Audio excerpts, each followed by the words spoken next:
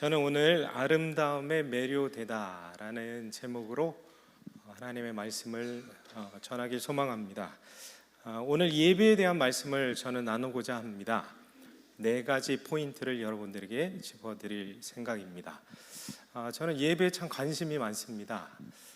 저는 5대째, 6대째 장로교 신앙을 이어오고 있는 집안에서 성장했지만 한국을 벗어나는 순간 장로교 예배만 드릴 수가 없었습니다.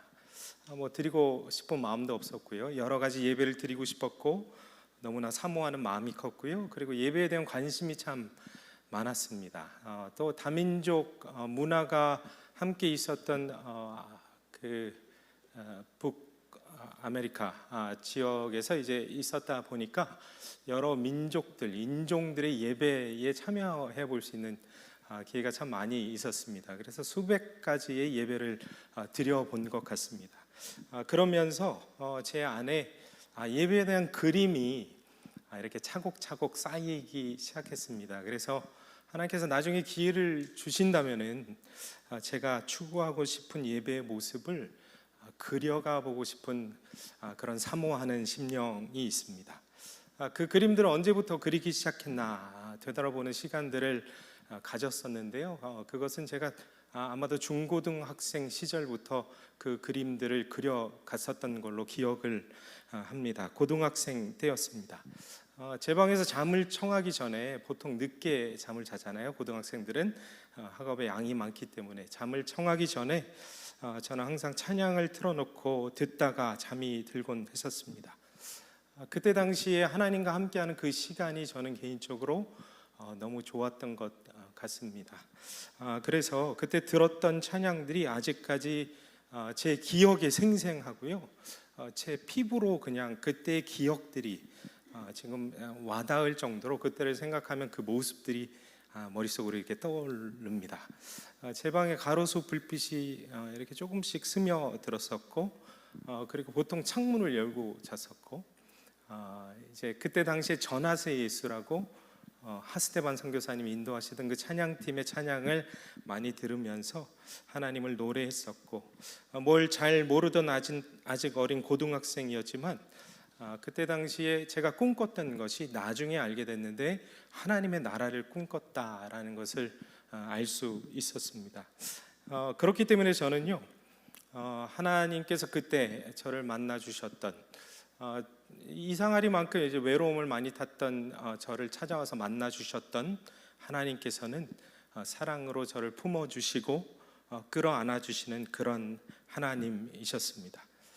그렇기 때문에 그때의 기억이 있어서 그런지요, 다음 세대에 대해서 생각할 때 특별히 청소년들에게 어떻게 하면 하나님의 나라를 꿈꾸게 만들 수 있을까, 이것이 제가 아직까지도 가지고 있는 고민이고요. 그래서 그것을 놓고 좀 공부를 하고 있습니다. 제가 가지고 있는 소망 중에 하나가 바로 그것인데, 하나님의 나라를 꿈꾸는 것, 그리고 어떻게 다음 세대에게 이 나라를 꿈꾸게 인도해 줄 수 있을까, 교회 리더로서 그것이 제가 가지고 있는 소망 중에 하나입니다. 하나님의 나라를 꿈꾸는 것과 학업에 열중하는 것은 전혀 싸울 필요가 없는 것입니다. 반드시 함께 가는 것이기 때문이거든요. 그래서 저는 그런 것들을 좀 한번 해보고 싶습니다. 그때 들었던 찬양 중에서 제가 정말 좋아했던 것이 이스라엘의 하나님이라는 찬양이었습니다. 이스라엘의 하나님, 날 위해 죽으신 주, 하나님의 어린 양, 예수 평강의 왕, 이런 찬양이었는데요. 그 찬양을 그 뒤로부터도 이제 가는 곳마다 계속 부르고 들었던 기억이 있습니다. 정말로 좋아하는 찬양이었던 생각이 납니다. 요즘 특히나 그때 그 시절이, 제가 설교를 준비하느라고 일부러 이런 말씀을 드리는 게 아니라 제가 그때 그 시절이 요즘 되게 많이 생각이 납니다. 그런 시절이 있었지, 정말로 그때는 하나님을 그렇게 예배했었지 라고 떠올리면서 제 마음의 중심을 다잡는 시간들을 갖곤 합니다. 어떨 때는 살다 보면 이제 업앤다운이 있지 않습니까? 그래서 지난 날에 대한 후회가 엄청나게 몰려올 때도 있고, 혹시나 내가 하나님을 더 이상 예배할 수 없는 날이 찾아올 수도 있겠구나라는 생각을 할 때면 그 순간 오직 하나님만을 사모하고 하나님만 예배했던 그때를 떠올리곤 합니다. 그리고 내가 어떻게 해서 이 길에 접어들게 됐지, 내가 어디서부터 왔지를 회상해 보게 되면 마음의 중심을, 정체성을 잡는데 저에게는 참 큰 도움이 됐던 것 같습니다. 오늘 본문의 말씀은요, 하나님의 언약궤가 예루살렘으로 되돌아올 때의 그 장면입니다. 언약궤가 예루살렘에 도착했습니다. 그리고 다윗이 하나님께 예배하는 장면 가운데 나왔던 시편의 고백들입니다. 이 말씀은 역대상에 있는 말씀하고 이제 동일한 본문인데요. 여기에서 다윗이 노래하는 장면이 아주 아름답습니다. 저는 조금 후에 그 본문에 대해서 좀 설명드리고 예배란 무엇인가, 우리가 추구할 예배가 어떤 예배인가에 대해서 오늘 같이 한번 살펴보고 싶습니다. 제가 개인적으로 하나님과의 깊은 사랑에 빠진 것은 20대 초였습니다. 그 시절 저 기억하기로는요, 제가 드릴 수 있는 모든 예배를 다 드렸었습니다. 밤이건 낮이건 새벽이건 상관없이 시간이 허락하는 대로 예배를 너무 많이 사모해서 예배를 드리기에 힘썼습니다. 은혜가 있는 곳이다 라는 소문이 들려오면요, 저는요 제 마음과 발걸음이 그 예배로 향했습니다. 이런 경험과 추억이 있다 보니까 제 안에 한 가지 세워졌던 분별이 하나 있는데요, 그것은 무엇이냐면 주님과 사랑의 관계 가운데 있으면 삶에서 반드시 예배의 열매가 맺힌다는 것입니다. 내가 주님을 사모한다, 사랑한다 라고 하면서 예배를 드리지 않는 것은 불가능합니다. 내가 정말로 하나님과 관계가 올바르고 친밀하고 그분을 진정으로 사모하면 예배의 삶에서 예배의 열매가 맺히게 되어 있습니다.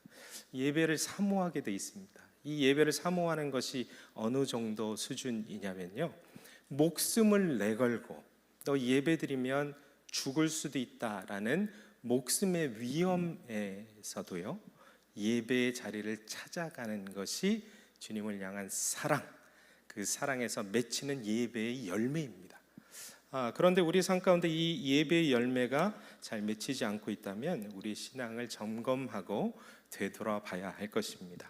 주님의 임재를 갈망하며 주님과의 교제를 정말 사모하게 됩니다. 그리고 그 임재 가운데 머물고자 하는 영혼의 갈망이 이 깊은 곳에서부터 올라오게 됩니다. 예를 들어서 오늘 예배가 공식적으로 한 10시 정도면 마치지 않겠습니까? 예배가 공식적으로 마친 그 순간에도 내 예배는 끝나지가 않습니다. 왜 그러냐면요, 공식적인 예배가 멈춘다고 내 예배도 멈추는 게 아니거든요. 내 안에 이 갈망은, 예배하고자 하는 갈망은 샘솟게 돼 있는 것이죠.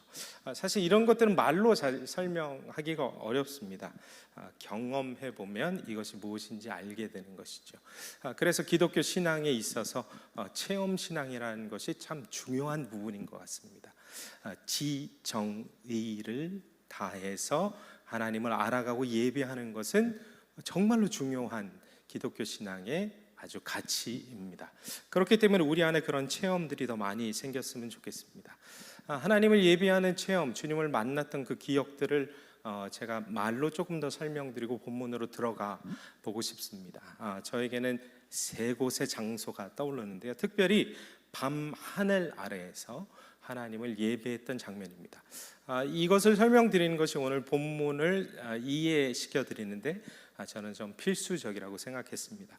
세 곳의 장소가 떠오르는데요, 첫 번째는 제 외갓집 성지 기도원입니다.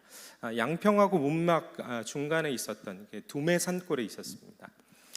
그곳에서 제가 20대 때 제 외갓집 기도원에서 매주 수요일 밤마다 산상 기도회가 있었습니다. 많은 숫자는 아니었지만 그 산상 기도회를 사모해서 저녁에서 사람들이 몰려왔습니다. 야외에서 열리는 기도회였습니다. 자그마한 산이었지만 그 기도원에 있는 그 산의 정상에 올라가서 하는 기도 모임이었기 때문에 하늘은 뻥 뚫려 있었고 시야를 가리는 어떤 장애물 같은 것은 없었습니다. 자정부터 시작하는 기도회는 약 3시간 동안 지속됐고 그 기간 동안에 하나님께 기도를 올려드렸습니다.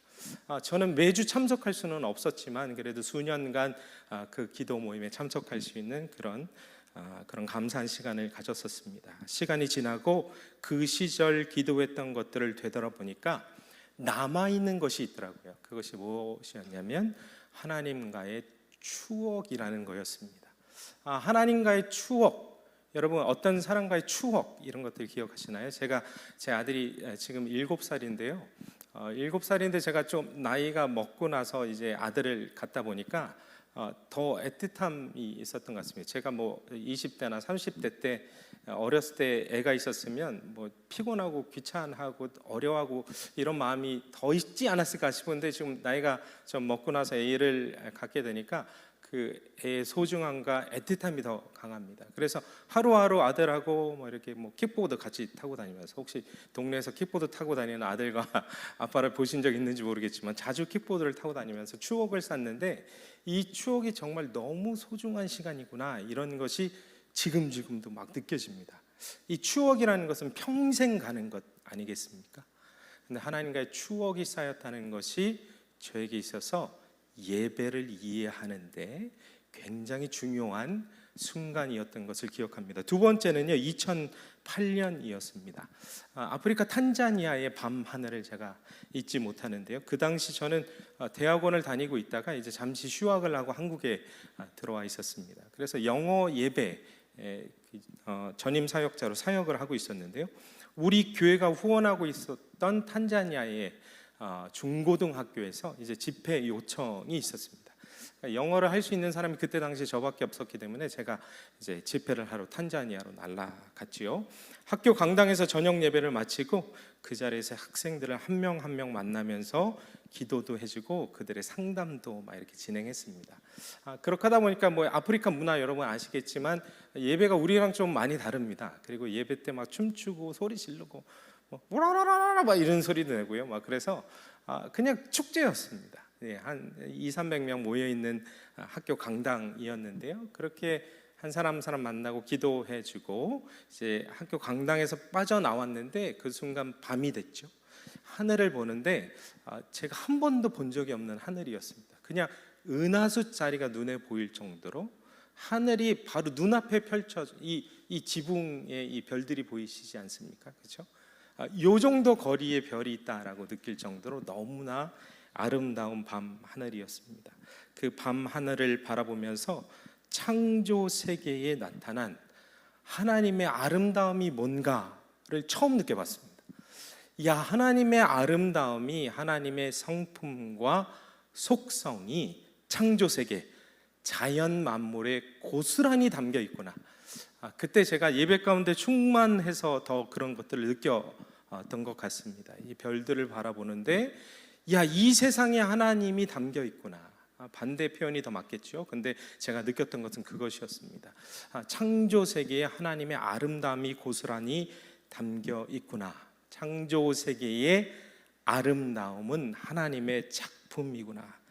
그래서 창조 세계를 바라보고 있노라면 하나님의 어떤 예술성에 감탄하고요. 여러분 되게 특이하게 생긴 동물들을 여러분 보시지 않습니까?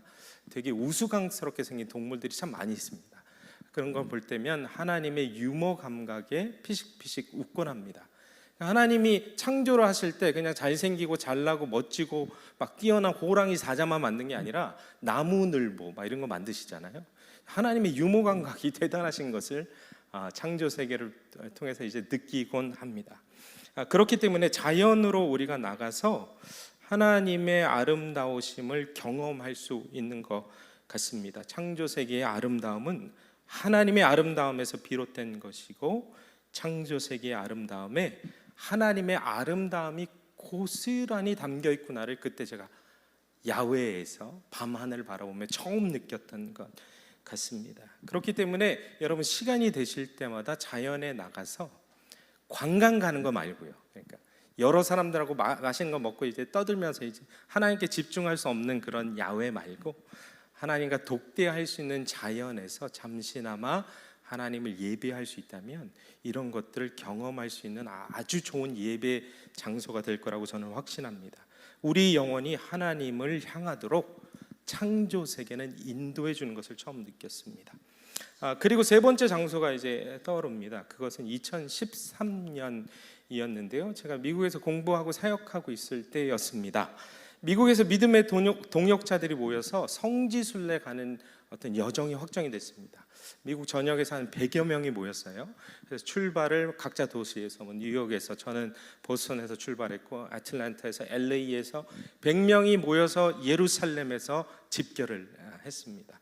여러 가지 감격스러운 여러 일정들이 있었지만 제 기억에 남는 것은 유대 광야에서 예배하는 시간이 있었는데 그 순간을 잊지 못하겠습니다.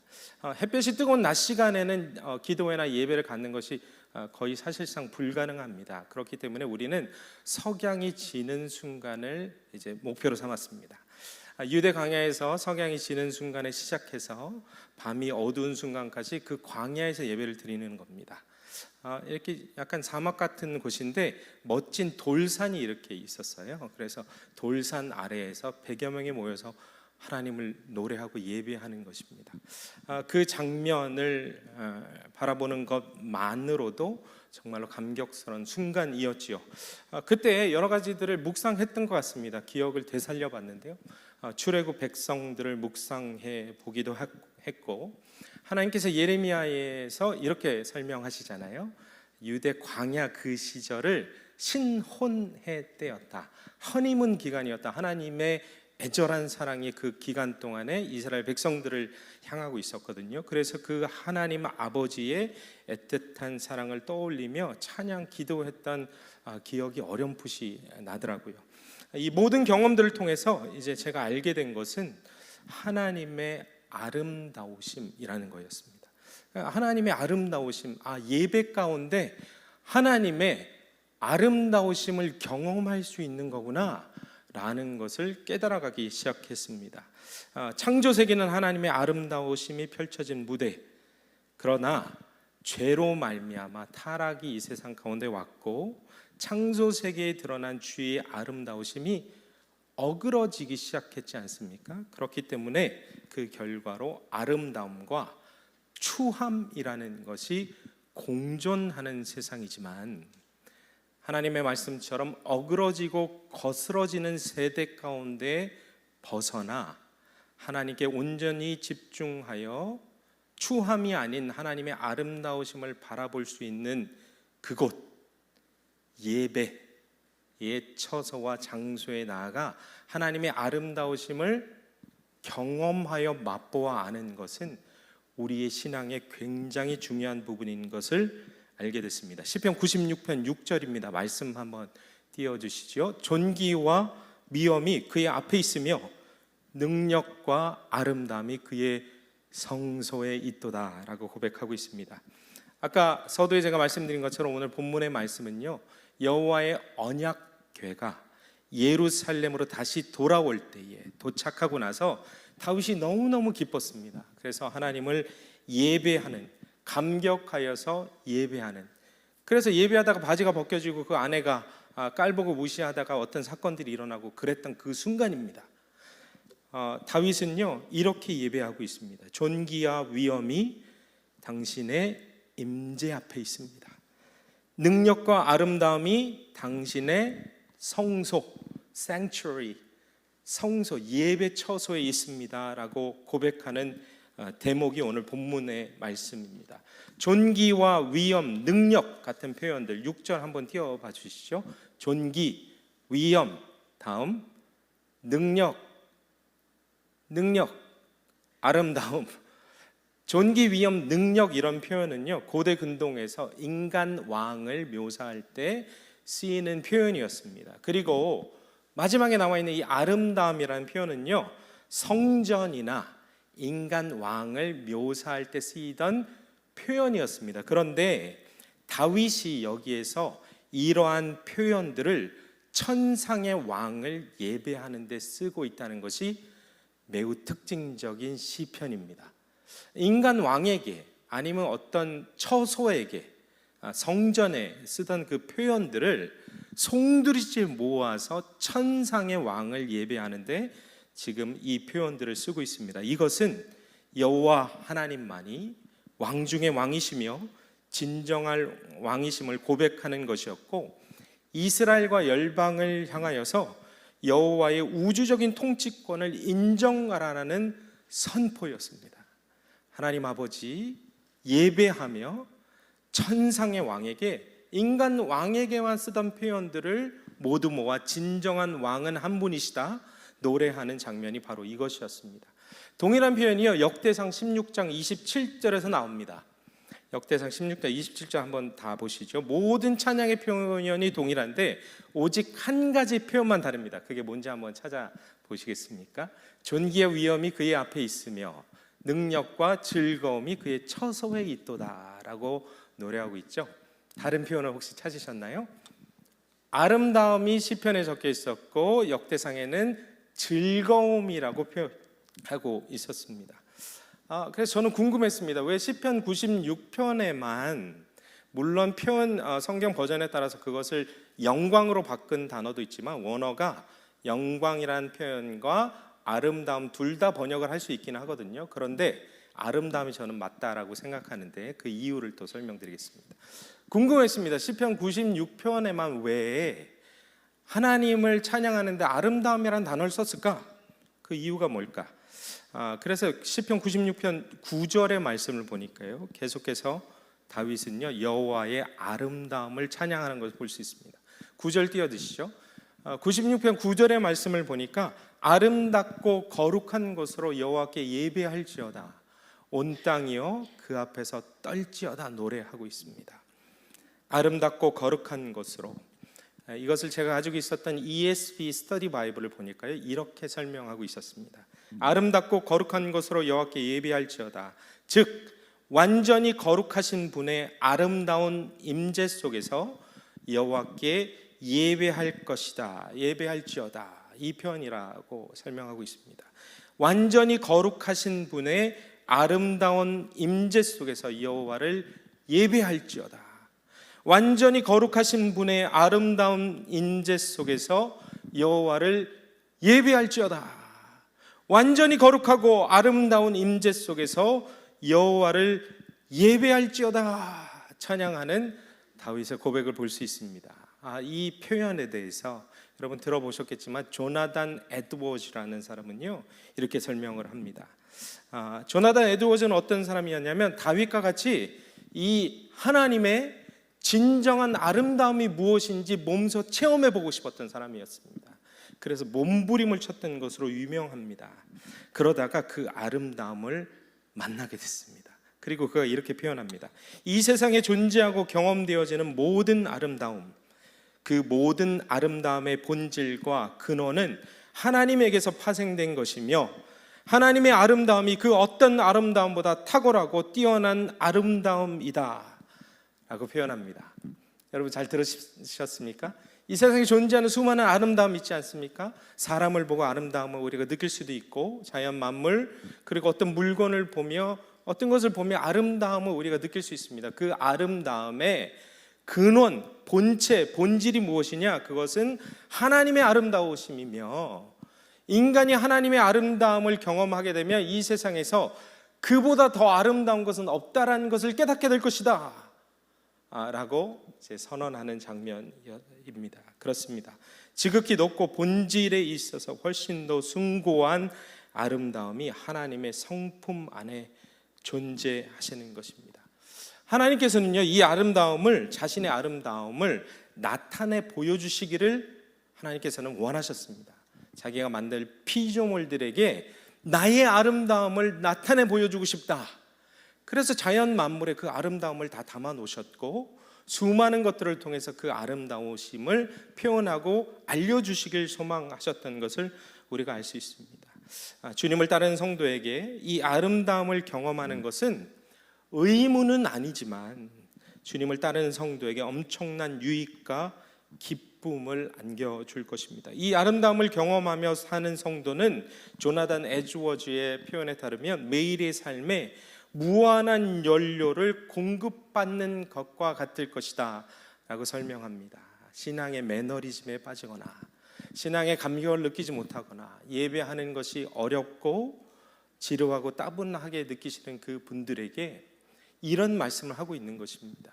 예배 가운데 나와서 하나님의 그 아름다우심을, 창조세계에 나아가서 그 하나님의 아름다우심을 경험하며 그 추억을 쌓게 되면 무한한 에너지를 공급받는 것 같이 예배와 신앙생활이 어렵지 않고 따분해지지 않고 지루해지지 않을 것이다. 무한한 동력을 공급받을 것이다 선포하고 있는 것이었습니다. 그렇기 때문에 존귀와 위엄이 그의 앞에 있으며 능력과 아름다움의 그 역사가 그의 성소에 있도다라고 고백했던 이 다윗은요, 신령과 진정으로 드리는 예배 가운데 그 아름다우심을 만났고 그것에 주는 그 영광의 역사들을 정확하게 이해하고 있었던 것이었습니다. 그렇기 때문에 이 본문의 말씀을요, 저명한 주석가가 이렇게 설명하는 것을 제가 읽었습니다. 곧 여호와의 존귀하심을 바라보며 그의 능력을 힘써 구하며 드리는 신령과 진정의 예배는 그 예배를 드리는 성도들을 변화시켜주고 또한 그들에게 무한한 연료를 공급해 주는 것이다 라고 설명하고 있습니다. 시편 96편 6절의 말씀을 보면서 이 주석가가 이렇게 설명하고 있습니다. 예배 가운데 그 아름다우심을 경험할 때에 신령과 진정으로 내가 주님을 예배하며 그 하나님의 임재 가운데 아름다우심을 만났을 때에 성도들은 변화될 것이고 무한한 연료를 공급받을 것이다 말씀하고 있는 것입니다. 그렇기 때문에 예배입니다. 예배를 통해서 하나님께서 그분의 아름다우심을, 그 아름다우심에서 나타나는 무한한 동력을 하나님의 백성들에게 공급하시기를 원하는 것을 하나님의 말씀이 지금 선언하고 있는 것입니다. 여기서 그치지 않고 하나님께서는요, 자신의 아름다우심을 더욱더 경험할 수 있게 우리에게 통로를 제공해 주셨습니다. 여러분, 그것이 무엇이냐면요, 바로 교회라는 곳이었습니다. 교회를 통해서 하나님의 아름다우심을 경험할 수 있도록 하나님께서 이 땅에 에베소서 5장의 말씀처럼 영광스러운 교회를 세우신 것이었습니다. 트리니티 신학교에서 더글라스 교수 사역을 하고 계시는 더글라스 스윈니라는 교수는요, 교회에 대해서 이렇게 설명합니다. 한번 잘 들어보십시오. 교회를 어떻게 이해하고 있는지 이렇게 설명합니다. 그리스도는 모든 피조물에 빛을 비추는 태양이고 성도들은 공기 중에 미세한 수증기 물방울이다. 수증기 물방울들이다. 그리스도의 빛은 모든 사람을 아름답게 하고 이것은 각 사람에게 그리스도의 사랑스러움을 반사할 수 있는 기회를 준다.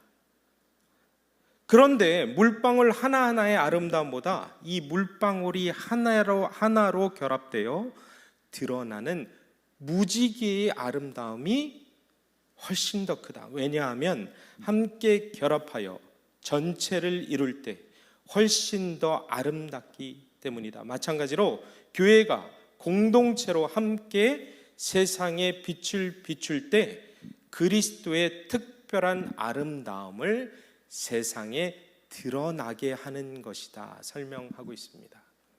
교회입니다, 여러분. 제가 20대 초에 필리핀에서 선교사로 한 2년 정도 사역했던 적이 있었습니다. 초중반에요. 그래서 이제 복음, 영혼 구원에 대한 뜨거운 열정을 느껴서 선교지로 갔는데 제가 선교지에서 깨달았던 사실이 하나 있었습니다. 이렇게 해서는 안 되는구나. 하나님께서는 교회를 통해서 지상 명령을 성취하길 원하시는구나를 깨닫게 됐습니다. 그래서 저는 선교사가 되길 소망했다가 목회자가 돼야 되는구나를 알고 그때부터 이제 신학을 더 전문적으로 하기 시작했던 기억이 있습니다. 교회입니다. 하나님께서는 교회를 통해서 하나님 아버지의 아름다우심을 드러내길 원하십니다. 교회 안에서 하나님의 아름다우심을 경험하며 예배를 통해서 그것의 추억을 쌓게 하신 후에 세상에 나아가 그 아름다움을 비추는 자들로 살길 원하시는 것입니다. 말씀의 결론을 맺겠습니다. 마지막으로 하나님께서 이 아름다움을 보여주시는 네 번째 통로. 첫 번째는 자연 만물, 두 번째 예배, 세 번째 교회, 네 번째는 저는 이렇게 생각했습니다. 인간의 사랑에서 하나님의 아름다움을 볼 수 있구나. 부모와 자녀의 사랑 가운데에서 하나님의 아름다움을 볼 수 있구나. 제가 고등부 사역할 때에 이제 우리 엄마 진성희 권사님도 여기 앉아 계시지만 제가 만났던 오건이라는 학생이 있습니다. 이제 아파서 세상을 떠나게 됐는데 건이를 제가 옆에서 지켜보면서 건이 모습 속에서 제 모습을 볼 수 있어서 한없이 공감하며 아파하고 엄청나게 많이 울었던 기억이 있습니다. 그런데 건이가 세상을 떠나기 전에 엄마한테 이런 얘기를 했던 것을 기억합니다. 나 없으면 엄마 힘들어서 어떡해? 라는 고백이었죠. 건이 그때 마지막 순간을 제가 기억하거든요. 뼛속까지 시리다 라고 하면서 굉장히 아파했고 살고 싶은 열망이 많았으며 죽고 싶지 않다라는 고백을 많이 했었습니다. 그런데 하나님께서 더 좋은 곳으로 인도하셨어요. 고등학생이거든요.